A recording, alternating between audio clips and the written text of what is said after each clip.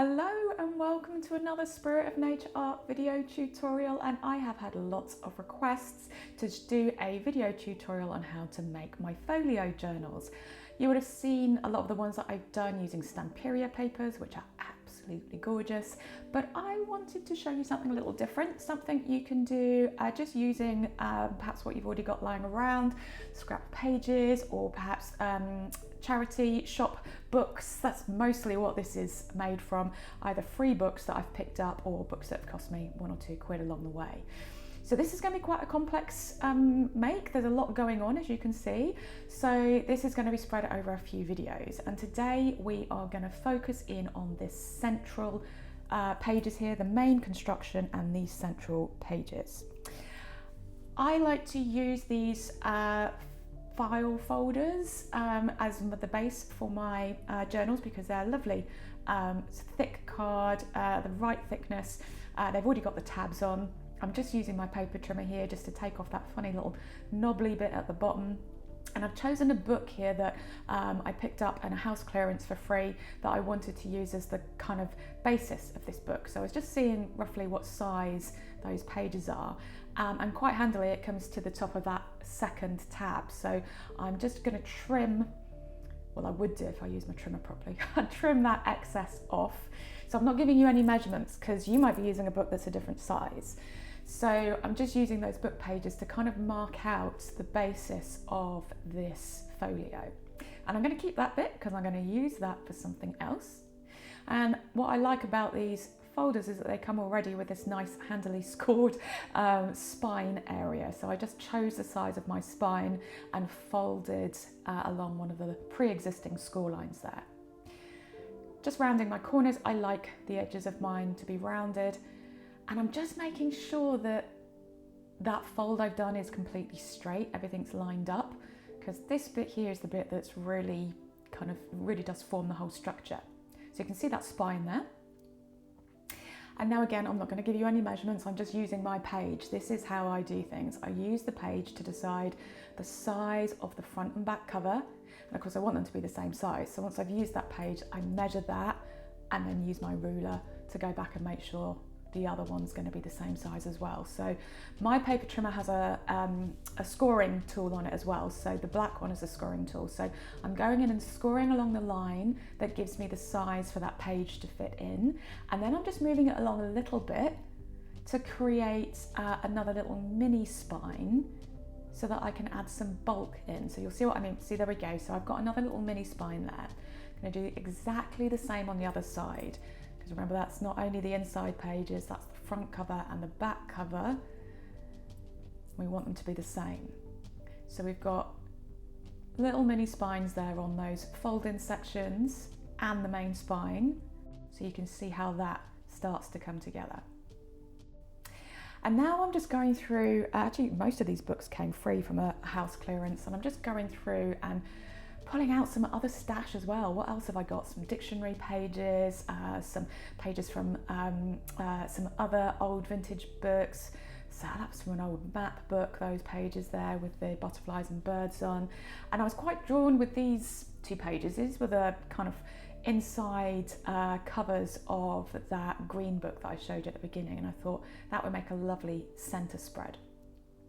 Before I start putting anything down though, I want to start to age this file folder so it doesn't look like something that's brand new. So bring in the distress inks. I like oxides for this kind of thing because it really does make things look like old paper, which is the effect I'm looking for. And I started it off with tea dye. And I'm now going in with vintage photo. I like how the two interact with each other, especially when you add a little bit of that magic water to get them oxidizing. So I'm just literally going round the entire outside and every fold and just inking them. Look already how this folder looks like it's old already, doesn't it? So if you don't like inking, you know, I like inking, it's quite therapeutic, but it doesn't take long to get that lovely effect. And I'm just now putting these two pages in and seeing where they're going to go. Again, I'm not measuring. I'm putting the pages in place and just using my pencil to make some marks as to the size that I'm going to want. I'm also using the leftover to form that little spine so that I can cover that spine as well. So I'm just trimming everything down so that it fits in between the score lines. So you want to kind of, make the size just slightly smaller. So you want to mark it up just inside that score line.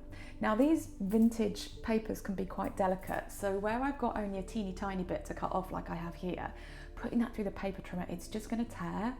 So I'm just bringing my scalpel in, my metal ruler, and just using that to do the finer details. So you see there, just that off cut is perfect, fits in that little spine there. And you're going to see a lot of inking in this video. So I'm going around with my vintage photo Oxide around the edges of that little teeny tiny spine as well. Now you don't have to do this. You can just leave that spine as it is, maybe put some stamping on it. But I quite like when I'm looking at a center spread to be able to see the whole thing moving across the page. So ready to glue these bits in now. So I'm just bringing in a bit of an old book there so that nothing gets too stuck to each other. And again, because these vintage pages are quite delicate, if I use a really wet glue, they're just going to disintegrate. So I actually don't like using Pritt Stick. I find them a bit of an kind of an icky thing to use. It's a bit of a sensory thing for me, I think. But for these old pages, it's the perfect glue because it's not too wet. So I am using my glue stick, covering it all over, and putting that into place, giving it a good push down, and exactly the same on the other side. So we can see how this is already starting to come together. I'm wanting to cover that central spine as well because these file folders that I use, the ones that I've chosen are the reinforced ones. So you get this kind of, although that's good because it gives you some more strength in that journal, you get the kind of the shiny bit where the reinforcement is. Which doesn't take the inks. So yeah, you can see that's a bit shiny there. So I'm using some just scrappy extra bits of old book page there, just cutting it to size, inking it up so that we get that aged look. And the other technique you're going to see me do a lot, I'm just smushing that Oxide onto a little bit of plastic packaging, squirting a bit of water on and dabbing it onto the paper. And when that dries, I did use my drying tool there, but that's tediously boring for you to watch. When it dries, you start to get that really lovely aged look. And now coming in with my Holtz Field Note stamp set. This is one I love so much and use a lot. Just coming in and adding a bit of stamping. Some of that stamping is coming off the edge of the page. Some of it is staying, that spine. Some of it's staying within that spine. So just starting to give a little bit of detail onto what was just a bit of blank bit of paper. Again, using glue stick, just to stick that in place. And now I want to do the same. I want to cover that inside of that flap there. Again, particularly I want to cover up that shiny bit. So again, no measuring. I'm just putting my page on that, that flap and drawing, marking along there. So just deciding which bit of that page I want to be the background. So you'll see there I put it in place and then I flipped it over and I'm drawing around it and flipping it back and then I'm cutting around. So that's how I get my pages the right size and shape to be able to cover.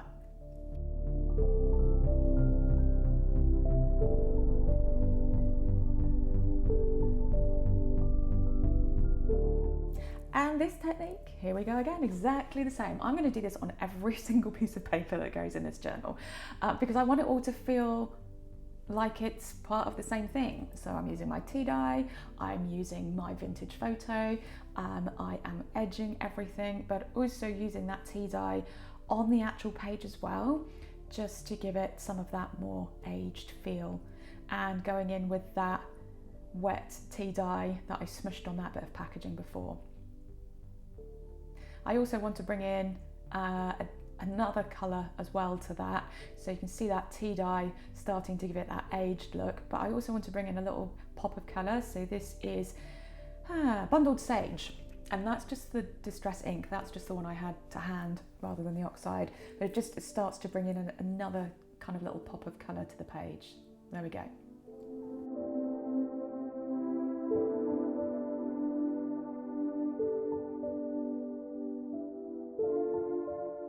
Disappearing that modern, brand new plastic reinforced file folder, starting to look a lot more like this has been around for many, many years. Now just bringing back that lovely Field Note stamp set and adding a little bit of stamping to those little mini spines there. So again, you didn't have to put the paper there, you can just go straight in with stamping if you want to. But I like that kind of comprehensive look as you go all the way across that centre spread. Everything feels like it belongs together and has always been together in that way. So just mixing and matching whatever stamps I feel drawn to, and mixing and matching the colours as well. So again, I'm using those same colours, tea dye and vintage photo, so that it all complements each other really nicely.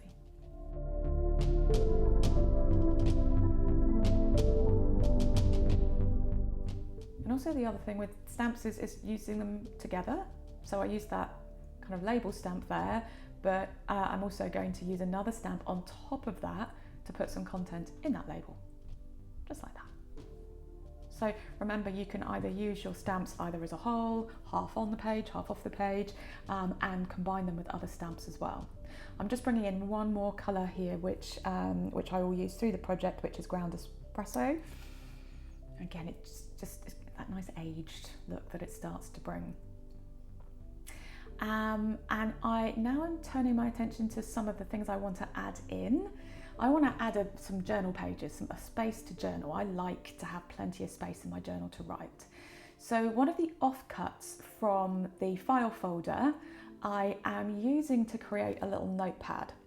So I like the little scored lines that you get on the spine. So you'll see there that I've used that part of the spine and separated that from the other part of the scrap that I had left over, so that I'm just creating like a little notebook here. So this is just tea-dyed paper from an old notebook that was knocking about that I popped in a tray full of tea and just tearing that up with my ruler to get the right size, and looking now for some paper to line that offcut of file folder so that it fits with everything else. So I'm taking, I think these are the pages from the back of that same book of wildflowers, and this was from another book that I got from the same house clearance, really old vintage kind of ledgery bit of paper. So I'm going to combine these together to create this lovely little kind of field note journal. So I'm sticking that page straight on, because I'm just going to use the whole page here, because it's going to be in the background. You're really not going to see it very much. But I want this journal to be able to, I want you to be able to take this journal out and top it up and put new paper in. So I didn't want it to look like there was just a bit of, brand new card in the background there. So I've just covered that, cut around it, rounding the corners.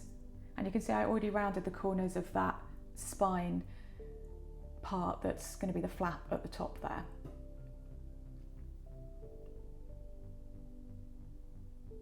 And I want to do the same on the back, because like I said, I want to be able to take this out and top it up if I want to. So I'm just doing the same thing. Again, no measuring, just gluing it, sticking it on, and then cutting around the edge. It's a really nice way to, nice and quick, easy way to cover something that is looking a bit too new to go in this journal.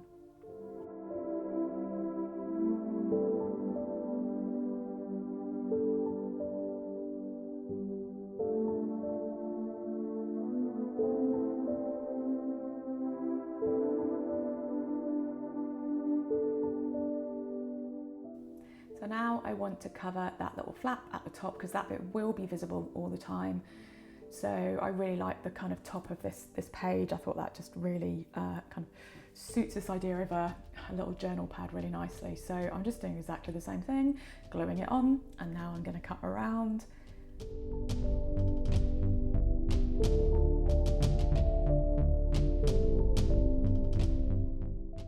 And I don't need to do the inside of that flap because actually you're never going to see that.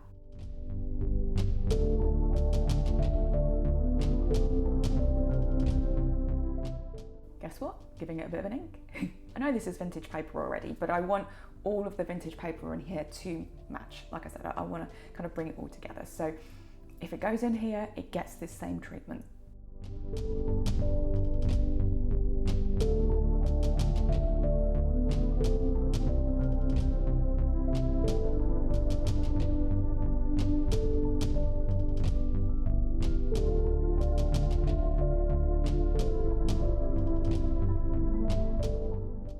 That doesn't look like an offcut of card from a modern day journal anymore, does it? So now I want to fix this paper, this note paper, into this little notepad. So, and like I said, I want to be able to top this up if necessary. So I'm just going to use some brads to be able to hold that paper in. So I'm just poking a hole through with my pokey tool there, and just getting a couple of brads, putting them through. And there we go. Adding a couple of little stamps there, just to pull everything together. And now I want to create a horizontal belly band for that just to slide into, so you can slip it in and out. So again, this is where all those little offcuts come into play. So just trimming that down. Again, you can see I don't do much measuring, mostly because I'm not very good at measuring. Whenever I measure, I always get it wrong. So if you're good at measuring, please measure. But if you're like me, this is the way I find it's so much easier to do. So I'm just, placing the piece of paper and card where I want it to be and marking it. So I've now got a piece of card there that's going to act as my horizontal belly band, and I want to just do the same thing as I did with the rest of that little journal. I'm just going to add some glue stick all over that piece of card and then stick it onto one of my book pages.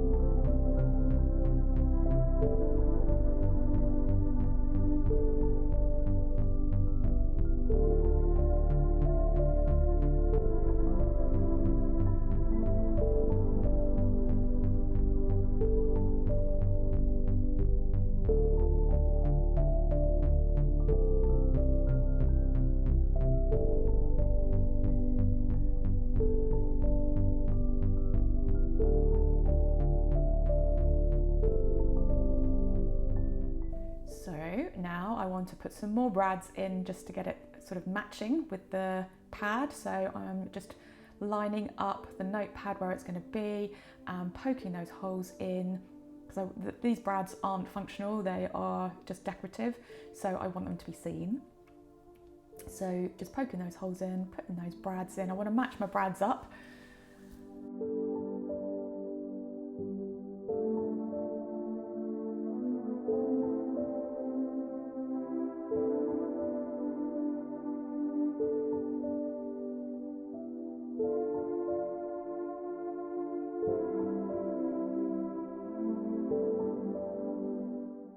Now these brads have got quite long legs. They're going to be a little bit long for this, but these were the only ones that I had. So what I'm going to do once they're in place is I'm just going to get my little wire cutters and just trim off the edges that might overhang when I stick it down.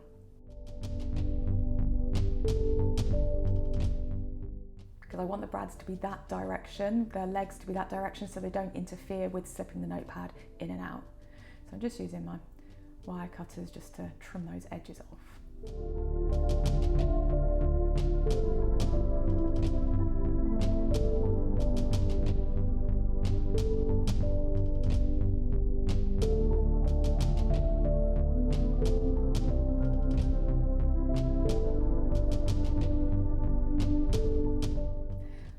cover up those legs so they don't interfere with me sticking this in place.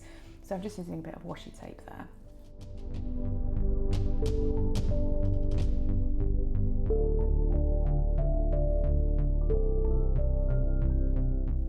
So here we go. This is how it's going to go. That's going to stick in there so that we can slide the back of the notepad through that belly band. So that's just helping me to decide where I want that belly band to be. I'm just going to pop a little mark on there. And I'm just putting a little bit of glue down each end of that belly band, popping it in place. Now, because of those brads, it does take a little bit of extra force there just to get that to stick. So I am just holding it in place for a bit longer than I would normally do, just to make sure that that really sticks in.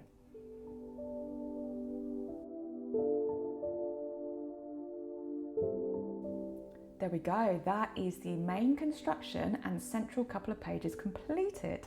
So the next video we're going to focus on those side flaps and pockets that we can put there, and all the extra kind of like little fun things we can do, like that vertical belly band, that little mini file folder there, and some pockets. So join me again for part 2. I look forward to seeing you then.